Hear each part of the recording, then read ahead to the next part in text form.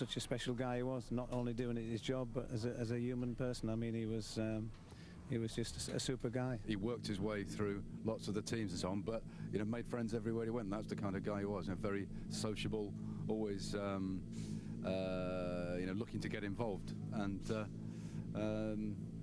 yeah, certainly one of those people that we just can't help but miss him. Well, Beef was the ultimate professional and thoroughly deserved the 5 victories that he had alongside Michael Martin. But the one thing that made him stand out, I suppose, more than any other co-driver, was his personality. He was fun-loving, he enjoyed life, but he also gave everybody a lot of his time, which is very difficult in the sport as it is. But, although he will be sadly missed, one thing for sure, he won't be forgotten. I shall only remember him with fond memories. He was a friend outside of the sport as well, so I shall miss him a great deal. But it's been very, very strange here this week without him around. Sunday evening, I can tell you that nobody was ready to go back.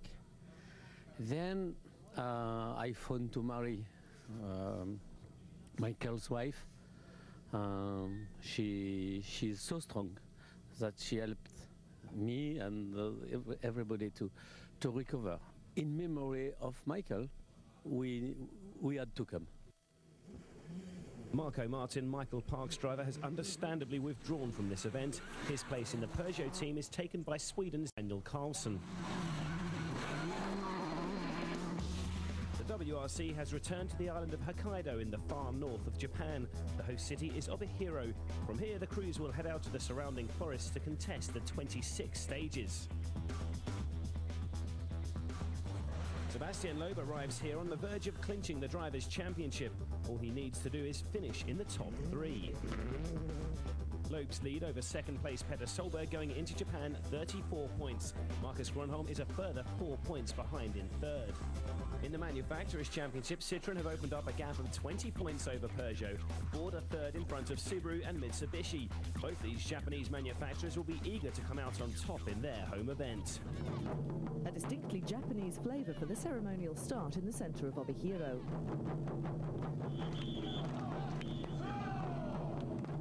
A big welcome for reigning world champion Sebastian Loeb. But the locals favour the Japanese teams, so Subaru's Petter Solberg is their man of the moment. From the sound and fury of the opening ceremony to the peaceful mist-strewn forests of Hokkaido, where Loeb's first on the road. And that means he'll bear the brunt of road sweeping duties. This will be the worst stage of the whole day for Sebastian Loeb. The stones are so big it's like running on a bed of ball bearings. There is a faint line left from the recce, but he still struggles and finishes 12th on the stage, just over 9 seconds off the pace.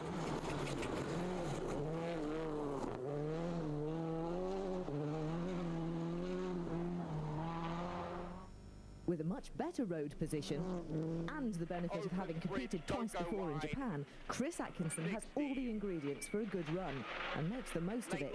He wins the stage and so leads a WRC event for the first time, but not for long. 2, 1, 120, 6 left plus. On stage 2, Petter Solberg takes the top spot from his junior teammate, but his lead is just 0.2 of a second. Solberg is desperate for a strong result in the team's home event. 60.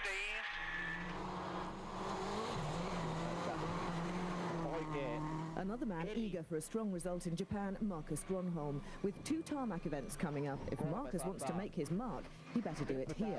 He's third overall.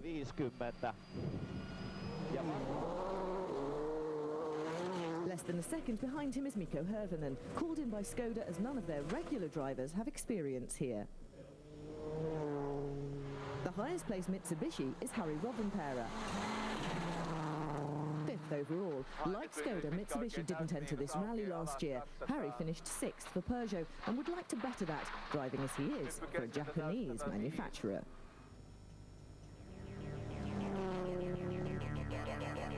A Subaru won 2 after the opening 2 stages. Solberg first, Atkinson second.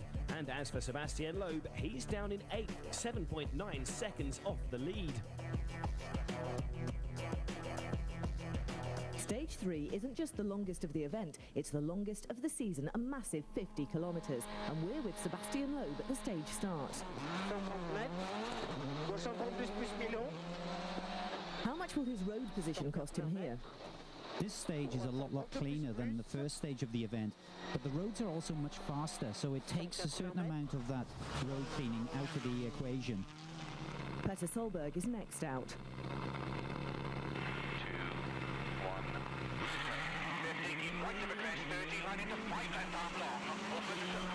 And the early rally leader seems far happier with his Subaru on this event. Indeed, on shakedown he told me that he's much happier with the car because they found something. He's expecting a good performance and he needs a good result on this stage for his confidence as much as anything else. And just look at the concentration on his face.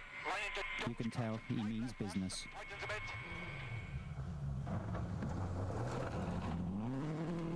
And his teammate Chris Atkinson, second overall, is presumably also benefiting from the changes to the Impreza. Yes, he will benefit for sure. And of course, the youngster has shown us what speed he has, but he just doesn't need quick stage times anymore. He also needs to get to the finish with a solid result. Now, the young Australian definitely has a lot of talent, and his future in the sport could depend on some results later this season. Well, Solberg is approaching the midway split. Loeb's already through this split, of course. You can see his time. Using virtual spectator, let's see how they compare. Well, Petter's time is significantly faster than the Frenchman's. 13:44.8. 9.8 seconds quicker than Loeb. But what matters is Solberg's performance against his teammate. Remember, Atkinson is just 0.2 of a second behind the Norwegian. And he's coming up to that halfway split. Very long, 10 left. And they're very close, but the Australian is just shading it. Care long, 8 right, neat. 50. 1.1 seconds faster at the split. If he keeps that up, Atkinson will retake the lead of the rally. Well, here's Loeb now, coming towards the end of the stage. Now, at the halfway split, remember, he was almost 10 seconds slower than Petter Solberg. The question is, has he lost any more? Try as he might, he's always going to be sweeping the road a little bit, and here's this finish now. He's going to set a time 28:17.4. Well, we're back with Solberg now, and let's see if he's maintained his pace. Oh, he was very late on the brakes there. He's obviously trying exceptionally hard. Now, there we've got Sebastian Loeb's time. The question is, how much quicker is Petter going to be? Now, here we can see him. Let's have a look in the distance. That is quite a distance. Difficult to say how much that is until we get closer to the finish. 200. But look at the look on Petter's face there. There's one of concentration. And he's obviously been working exceptionally hard. Now, here comes the finish. It's going to be quicker. Just 10 seconds. So he really didn't gain much on Loeb there towards the finish. But his lead, 17.9. But what about his teammate? If he's kept the advantage he had halfway through the stage, he'll take the lead. Remember, he's just 0.2 of a second behind Petter coming into the stage. It's a tremendous performance from the young Australian on these first two stages, but this is a monster stage. And look at that. Yes, I think he's extended his lead over Solberg. Chris is also running 13th on the road, and he's getting a far cleaner line, which will definitely help him for sure. How much has he beaten him by? Oh, that's tremendous. That's 4.6 seconds, and he takes the rally lead. Well done, young man. Petter at the best, and then he would have lost 1 second in 10. I don't know. He might have lost a little bit more at the end here, but not much. Coming into the stage, Marcus Gronholm was third overall.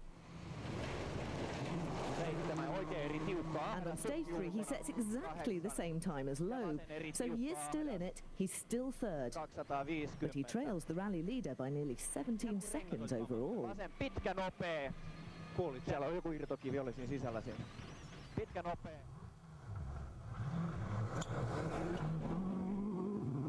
Skoda's Mikko Hirvonen, fourth overall coming into stage 3, has hit a rock which has damaged the hydraulic oil cooler. The problems affected the diffs and the automatic gearbox. He's having to change manually. Doesn't slow the car enough at the junction, spins and stalls. He drops nearly 50 seconds and 3 places on the leaderboard. Second place coming into stage 4 and seemingly determined not to be outdone by his teammate, Petter Solberg attacks. And he does that at blistering pace, beating Chris Atkinson by more than 16 seconds and retaking pride of place at the top of the leaderboard. Marcus Gronholm is attacking too. And it's a capital M for maximum attack for the Finn. He will never ever give up, and he's always trying. There's justification of just how hard he's trying, using every inch of the road and even the edges. Despite dropping 7 seconds to Solberg, Gronholm is still second fastest on stage.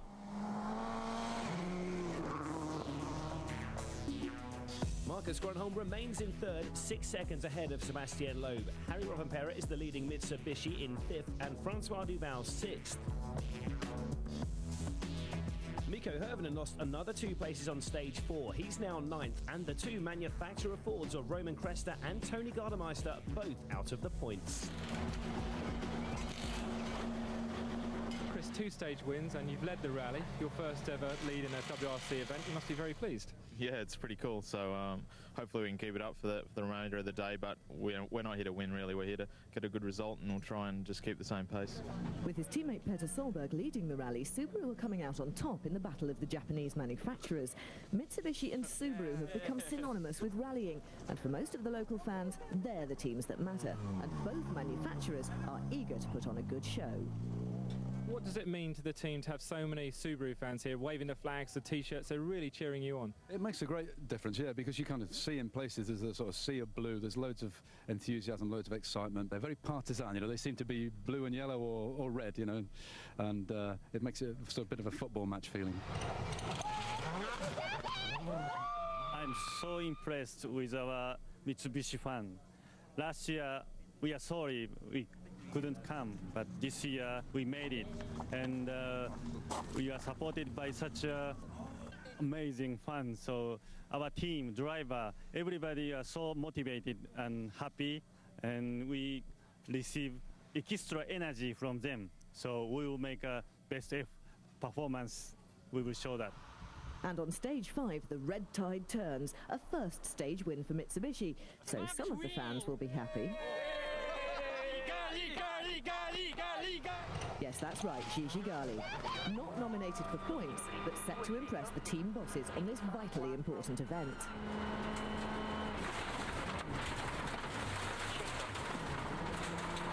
His fastest time takes him to within 3.8 seconds of 6th place Francois Duval. But that battle won by Mitsubishi isn't enough to stop Subaru looking likeliest to win the war.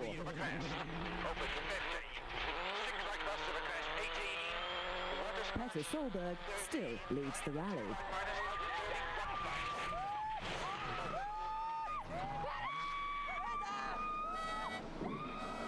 And teammate Chris Atkinson is still in second place. On stages 5 and 6, the Australian starts to suffer from his road position because the stages have now become rutted. 7 right plus, 80. He drops 6 seconds. Break 34 right, block 3 plus. And that means he's coming under pressure from Marcus Gronholm in third. The Finn wins stage 6 and is now within striking distance of Atkinson. He's just 1.1 seconds behind him.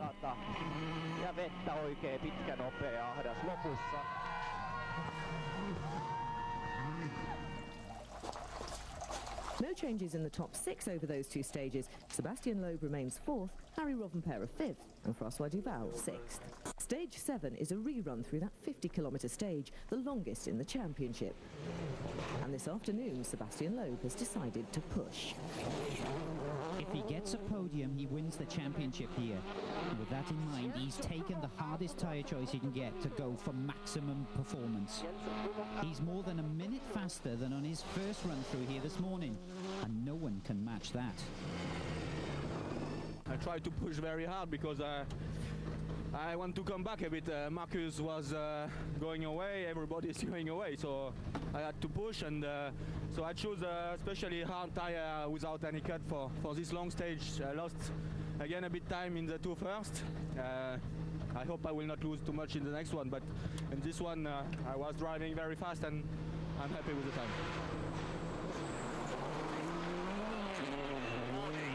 Solberg had a 28-second advantage over Loeb at the end of stage 6, but he won't be happy with his split times here as he drops 11.5 seconds. Still ahead of the Citroën, but distinctly less comfortable.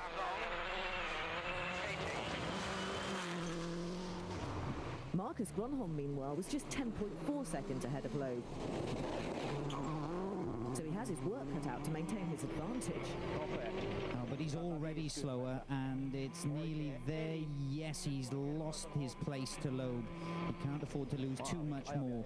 The Finn is 15.2 slower on the stage. That's 4.7 behind the Citroën overall. Chris Atkinson is next to try to withstand the onslaught of the attacking Loeb. He was 11.6 seconds ahead overall, but he's catching Anthony Warmbold on stage. He's got a puncture, and the dust is slowing Atkinson. He passes the stricken Focus, but loses 42.5 seconds. Braking turn 3 right, high at the floor. Atkinson drops to 4th. Chris, you've obviously come in ahead of Anthony there. Did it cost you much time? Yeah, a fair bit, right through a tricky section. We're in his dust for, I don't know, 5 or 10k. But obviously it cost us time, but that's life. Further down the leaderboard, Gigi Ghali's moving in the opposite direction. Mitsubishi say he's their star of the future, and in front of the company's chiefs, he's showing some style.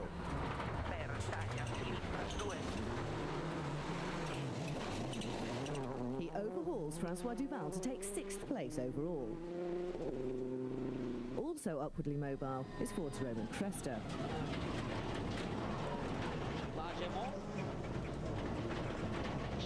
His debut in Japan has started quietly, but he's progressed into the final points position, though now he trails the rally leader by more than 2 minutes 20. It hasn't been a good day for Ford. Cresta's senior teammate Tony Gardemeister is still outside the points. He's moved up to 10th, but won't be satisfied with that. Mikko Hirvonen had made a good start, but with the failure of his Skoda's automatic shift, he dropped down the order. Now he's got a badly damaged right front tyre and it disintegrates. He couldn't steer and went straight off the road. His rally is over. Sebastian Loeb's move up to 2nd now places him in a position that would give him the driver's title here in Japan, with 3 rounds of the championship yet to go. By the time the crews tackle stage 8, the light is failing. Gloomy, foggy conditions on the second run through a fast stage, which has rutted badly in places after the passage of all the cars this morning.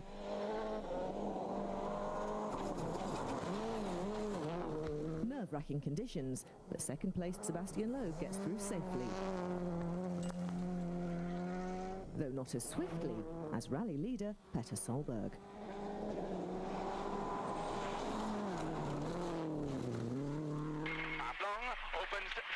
The Norwegian wins the stage and extends his lead over Loeb by more than 7 seconds. But there's bad luck for Gilles Panizzi. He's back in the Mitsubishi for the first time since Cyprus, and his spotlights fail halfway through the 19-kilometre stage. He needs more than pace notes, he needs night vision. No changes in position in the day's final stage, the Satsunai Super Special. Solberg's advantage going into day 2, 22.9 seconds. Marcus Gronholm is 3rd, Chris Atkinson 4th, while Harry Rovanperä leads the Mitsubishi fight back in 5th. But day 1 has belonged to Subaru's Petter Solberg. What about tomorrow, quicker? No, this is so important for us, this rally, and also for myself. So I will not try any quicker. I will try to keep the same speed as the others and not try anything stupid. I told Loeb in England, wait to Japan. I got something in my car, so just wait and see. Yeah, he said, but we have got something and it's working. Nice to see you smiling again. You know, when you're so passionate about something you do, you know, I love driving a car, and if you can't win a stage, I can tell you I'm not happy. But when it's going well, I'm very happy. So Peter Solberg is happy. But Sebastian Loeb and Marcus Gronholm will both feel they had a chance to change that on day 2. See you after the break. Welcome back to the island of Hokkaido for day 2 of Rally Japan.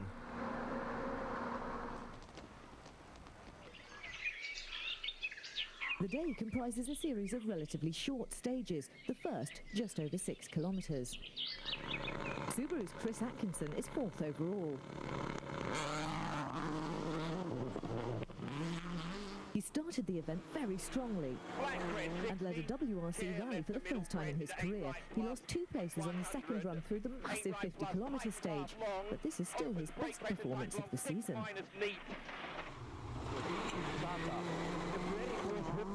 Ahead of him, Marcus Gronholm also lost a position on the long stage, but says the cooler, damper conditions today will suit his Pirellis, and he plans to push to regain second place. He starts the day 12 seconds down on Sebastian Loeb. And Loeb and his Michelins can't match Marcus's pace on stage 10. The Frenchman has his sights set on the driver's title, not the win. And he drops just over 4 seconds to Gronholm here. You've lost 4.1 of your advantage to Marcus. Yeah, didn't drive well. There was a lot of big ruts. The car was going everywhere and difficult to stay in the line, so not so good. Rally leader Peter Solberg shares Gronholm's tyre advantage. He too, of course, a Pirelli runner. But like Loeb, he can't beat the Finn. He wants another good day and says he's concerned about keeping up his performance. 30, cut 36 left, minus tightens of a jump half long, 60. A two-wheel jump there. He's also slower than another Pirelli runner, Harry Rovanperä. 5th place Rovanperä won the final stage of day 1 and starts day 2 with another fastest time. He's 6.5 seconds quicker than Atkinson and is now just over 11 seconds behind the Australian. And with Gigi Gali in 6th, Mitsubishi are taking the fight to Subaru in the battle of the Japanese manufacturers. Francois Duval holds 7th, while Roman Cresta is the first of the Fords in 8th. So to stage 11, and there's a real chance here for Marcus Gronholm, who starts the stage just 7.5 seconds behind Sebastian Loeb. Peugeot may have given up on the Manufacturers' Championship, but neither the team nor the driver will enter a rally without battling to do their absolute best. Perfect conditions for the Pirellis, and Marcus making the most of his advantage.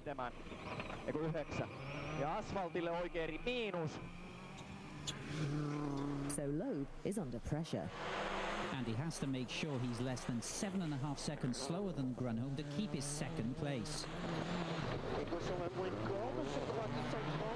He's certainly struggling on the steering. Now there's Loeb. Oh, that's going to be very, very close indeed. Gronholm definitely with a big advantage. Now Marcus is coming up to the finish. Now let's start a stopwatch to see exactly what the difference is. Remember, it has to be less than 7.5 seconds. This is going to be very close. Wow, that's just under 7 seconds. The margin between them now, just over half a second. He just holds on to that second place. So Gronholm comes into the 9 kilometres of stage 12 with a clear target: to beat Seb by more than 0.6 of a second. And he does it. He's more than 4 seconds faster, taking second place, and now 3.5 seconds ahead of the Frenchman.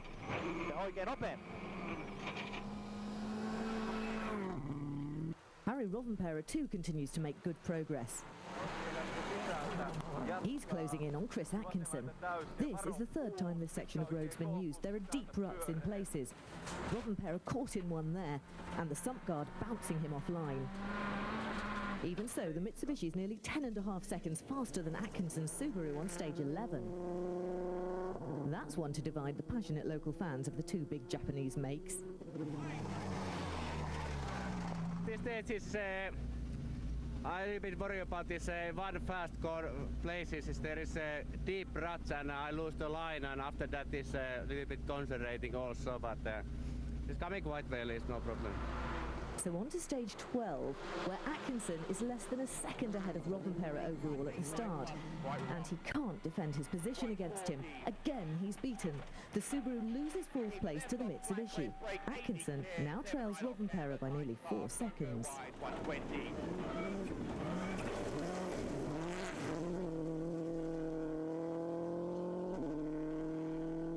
His teammate, Petter Solberg, still leads the rally. But he isn't having it all his own way. He loses time to Gronholm on stages 11 and 12. But that could have ended his rally. It certainly could have. Now Petter's entering the corner with much more speed. He stays out from the rut on the inside, but still gets bumped, pushing the car offline, gets broadside on the gravel and down through the ditch. The gods were with him there.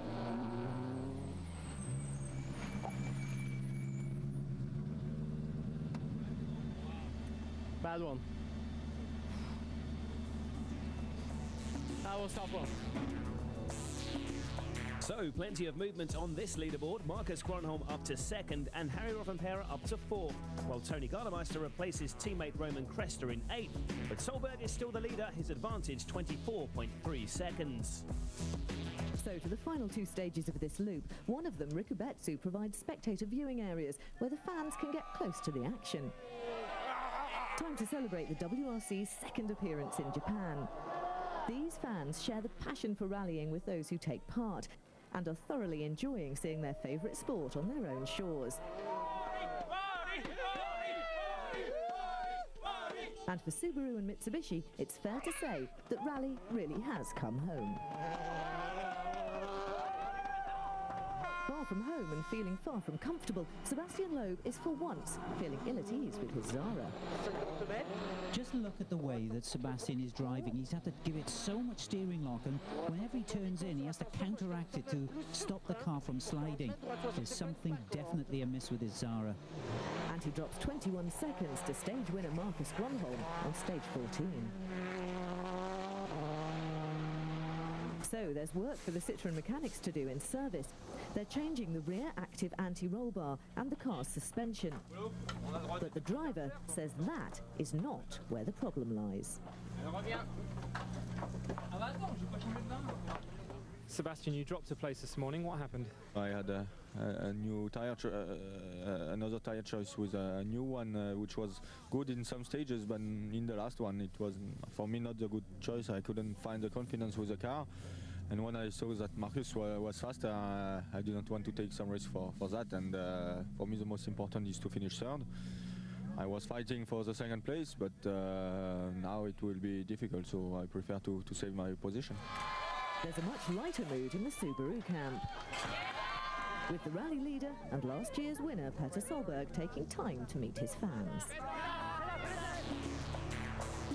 Going into the afternoon stages, Solberg's lead over Gronholm is just over 20 seconds. Loeb is now another 24.5 seconds further back. The crews make another pass through the same stages for the afternoon loop, and on the same roads, more ruts and more problems for Sebastian Loeb. Not just for Sebastian Loeb, but also his fellow professional drivers. Look out for the ruts in the corners.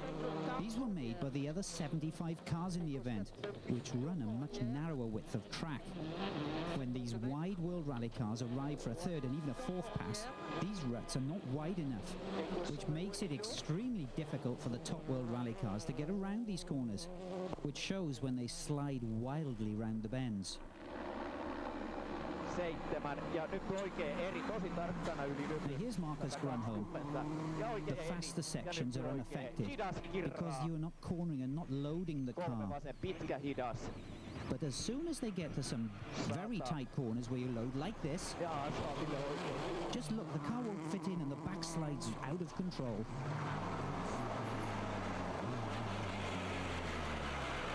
It's terrible. I mean, there is so big ruts everywhere, and we were on the two wheels sometimes. Terrible stage. Okay.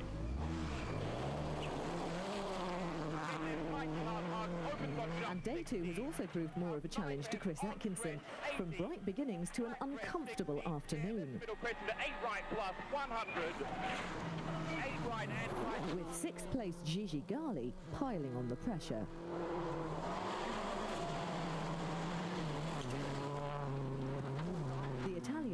gradually gnawing away at the margin between himself and the Australian. By the end of stage 16, he's less than 4 seconds behind the Subaru. Just behind the Mitsubishi is François Duval.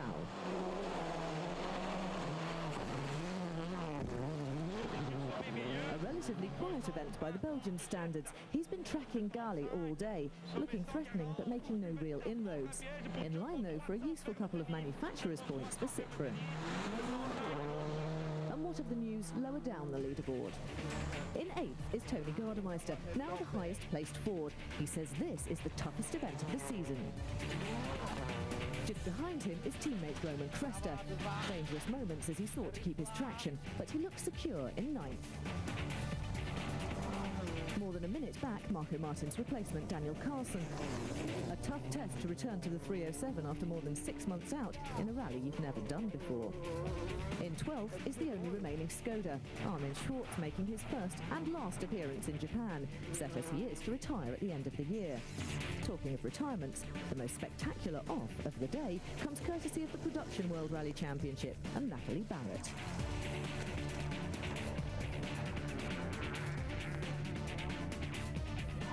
It's not just the stages and the service park that attract the Japanese rally fans.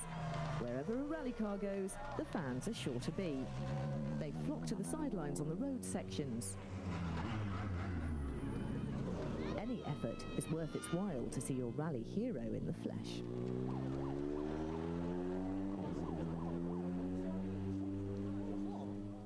However rutted the roads, however slippery the gravel, there are still plenty of drivers mastering the conditions, amongst them Gigi Gali. Mitsubishi have taken the pressure of scoring manufacturers' points from his shoulders, and he's putting on a fine display. On stage 17, he takes 5th place from Subaru's Chris Atkinson. And Atkinson suffers further in the following stage, where François Duval also overhauls him. Duval steadily getting to grips with Japan, and by the end of stage 19, he's 6th, nearly a second and a half ahead of the Subaru.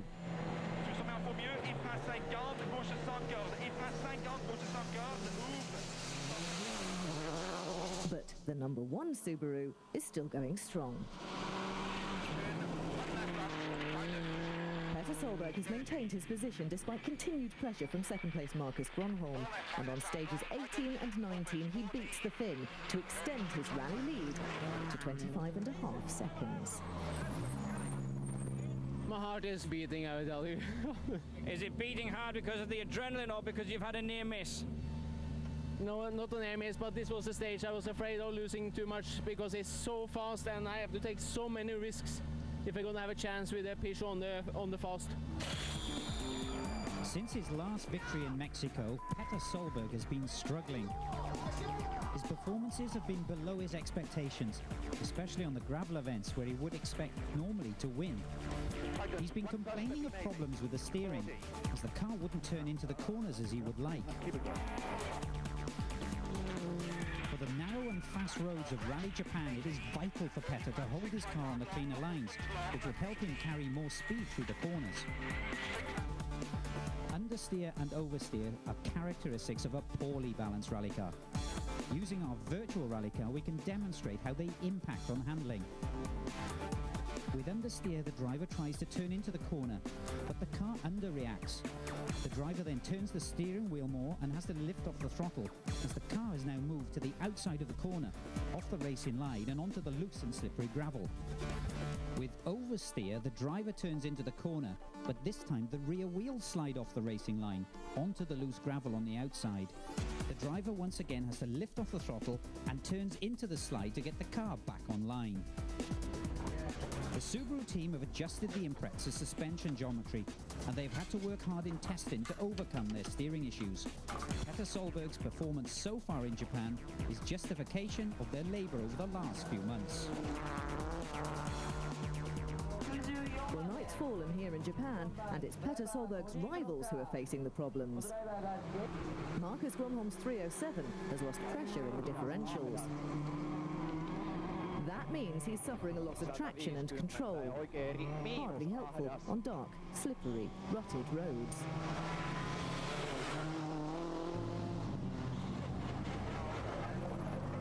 car is strange. We have had some diff problems and gearbox oil pressure is down.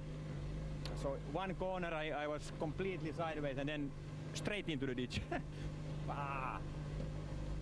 Gigi Gali benefits from problems to his teammates. He takes 4th place from Harry Rovanperä when the Finns' spotlights fail, as Gilles Cadetsi's did last night. No manufacturer's points for Gali, but Mitsubishi say there are no team orders. Gali's free to attack at will and put on a good display for the home fans. Another mover on those final stages was Chris Atkinson, who moved back in front of Francois Duval into 6th position. At the top, though, it's still Petter Solberg, but tomorrow's headlines could still belong to Sebastian Loeb. If he remains in 3rd, he will be the 2005 WRC Drivers' Champion. Sebastian, is it going to be your 2nd World Championship tomorrow? It's looking very good. At the moment, it's looking very good, yes. So I hope today it was okay. It was some very difficult and bad stages, so I didn't try to push hard and didn't take any risks. But I hope I can do the same tomorrow and finish on this position. So the 2 questions for tomorrow are: will Petter Solberg win his 2nd consecutive Rally Japan? And the big one, will Sebastian Loeb claim his 2nd WRC Drivers' Championship? With 8 wins this season, it has looked like a certainty for some time that Sebastian Loeb will retain his World Drivers' title.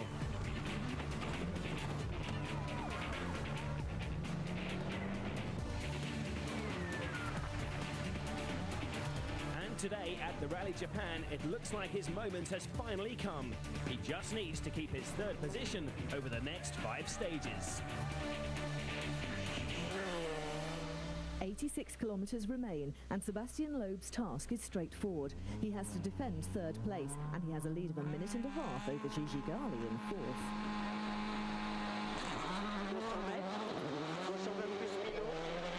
Third will give him a total of 105 points, with just 3 events left.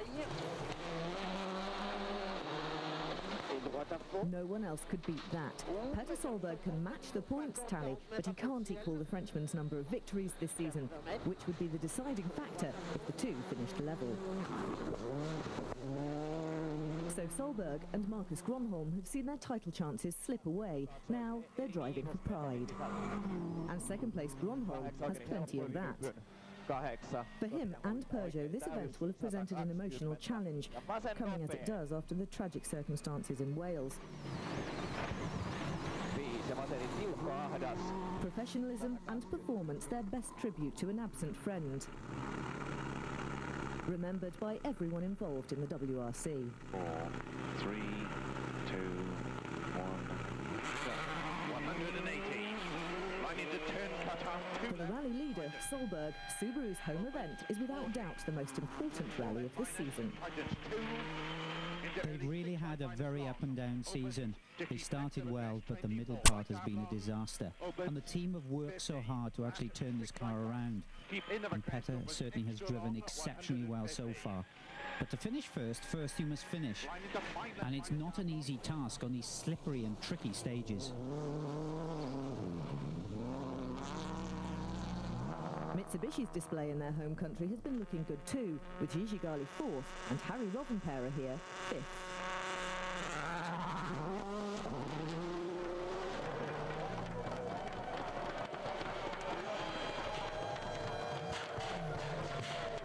But that is about to change.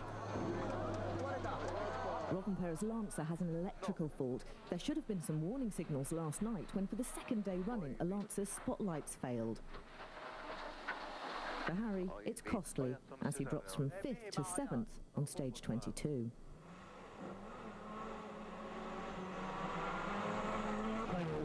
One to benefit from his misfortune is Citroën's Francois Duval. He's progressively increased his pace as the rally's gone on.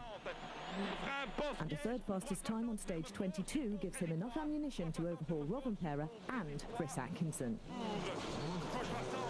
Even better for him, he's safely through the corner where he went off and retired last year. On stage 23, though, Chris Atkinson strikes back.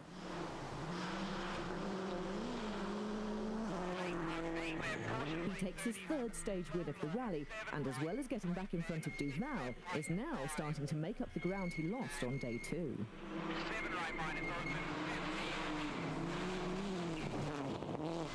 In part, he's helped by worse luck for Subaru's Japanese rivals, Mitsubishi. Their day started badly and is getting worse.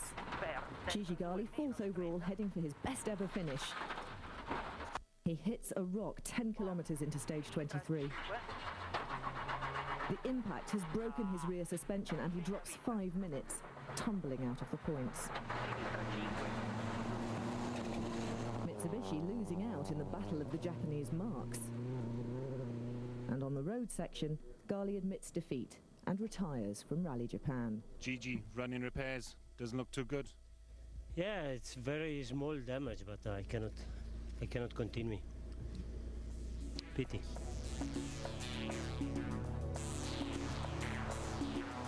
Gali's retirement means it's all change on the leaderboard after the final morning stages. The top 3 remain the same, but confirmation there of Chris Atkinson's move up to 4th.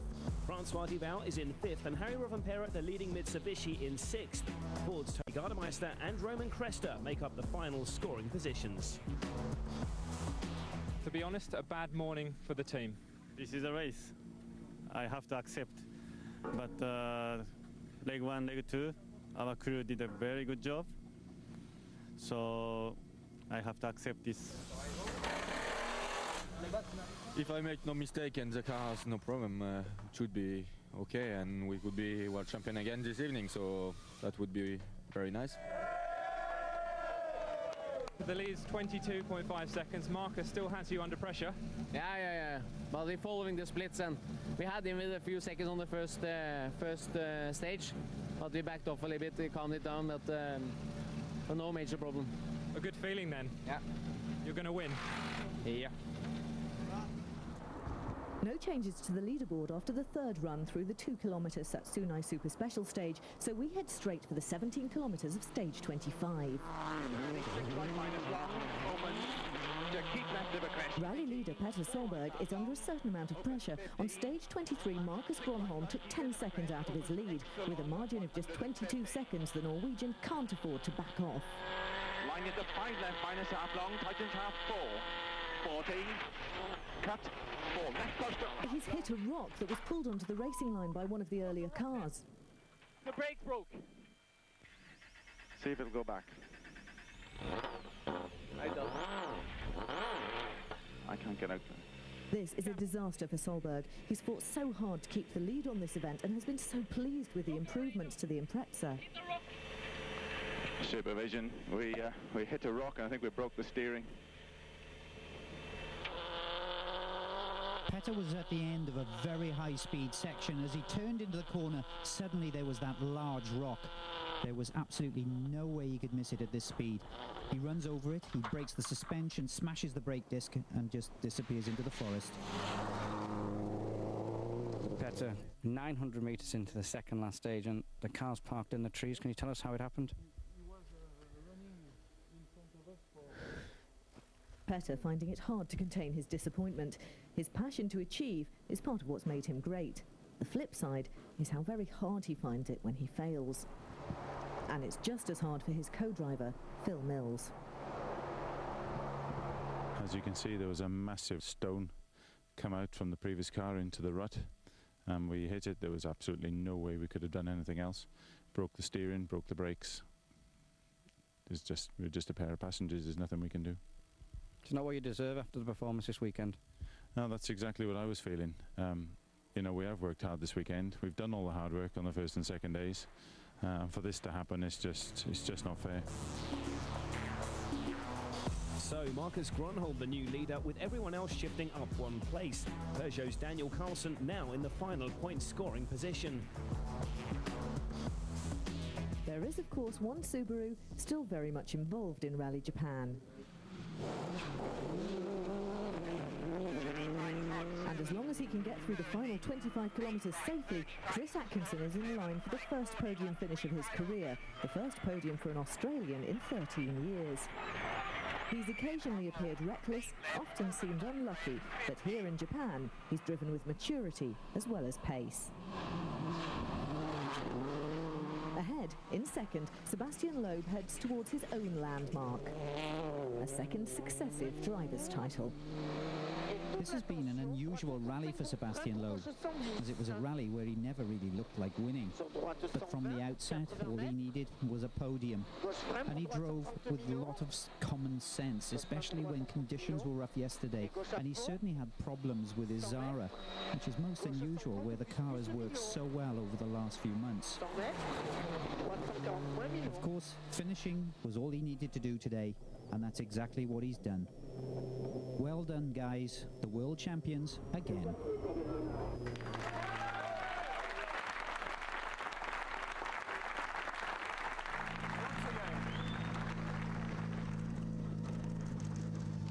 The taste of victory, and doesn't he deserve it? As well as his co-driver, Daniel Elena.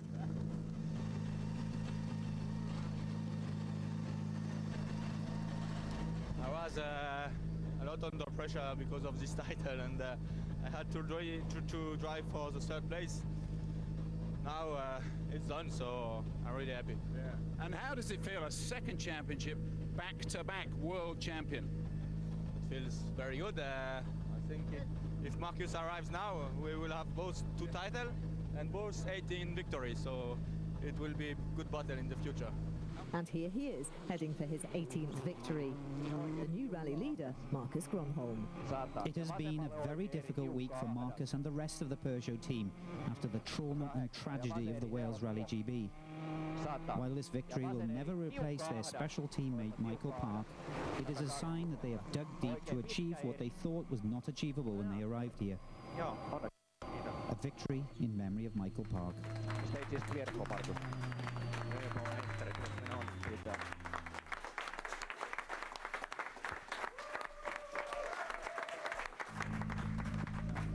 A poignant moment for Marcus, but the new world champion deserves a handshake from the rally winner.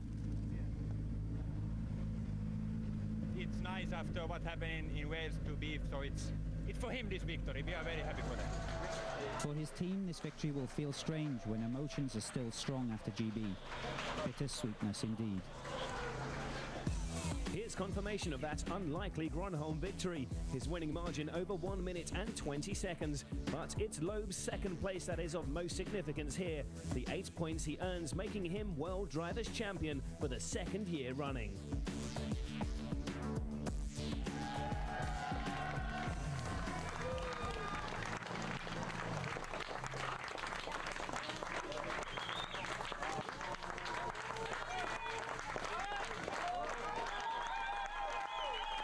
Congratulations, Sebastian. How does your second world title feel? Very good. After a difficult rally like this, 3 days in some very difficult conditions, twisty and tricky roads, so it feels very good. Also for all the team, because to win 2 titles each after the other, it proves that the team is very strong and the car is strong, and so I'm really happy for everybody. This result, it's the result of the crew. Sure, Sebastian is very tough and is very strong in the rally, and it's also very important for the team, and the team worked very hard all the season, and this season is sure very important because we need to show that it's important to continue in the future, and it's important for the team. And here's the all-important statistic. With 3 rallies remaining, Loeb has an unassailable lead of 36 points over Marcus Gronholm. Peter Solberg is third on 65. Citroën also strengthening their grip on the manufacturer title. Their lead over Peugeot now 22 points.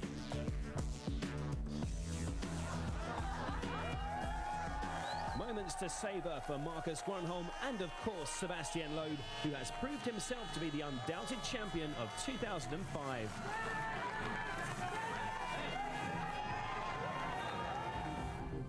And and Loeb will get to show off the new silverware to his home fans in the next round of the WRC, the Rallye de France in Corsica.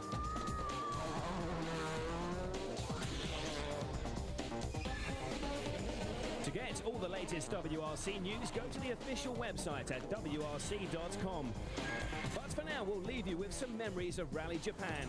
Huge disappointment for Petter Solberg, but success for Marcus Grönholm and Sebastian Loeb.